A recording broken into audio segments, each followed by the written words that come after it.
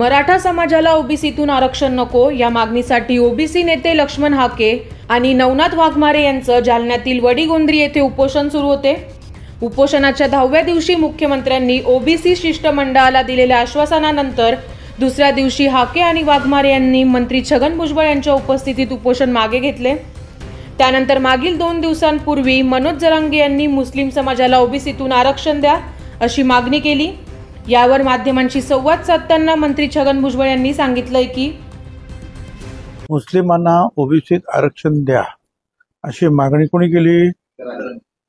त्यांना म्हणा तुझा अभ्यास कमी आहे, तुला माहिती आहे का 25 वर्षापूर्वीच मुस्लिम समाजातील या घटकांना जे बागवान आहेत म्हणजे माळी, जे मणियार आहेत म्हणजे कासार, जे खाटीक आहेत म्हणजे कुरेशे, अशा ओबीसी घटकांना आरक्षण दिलेलं आहे।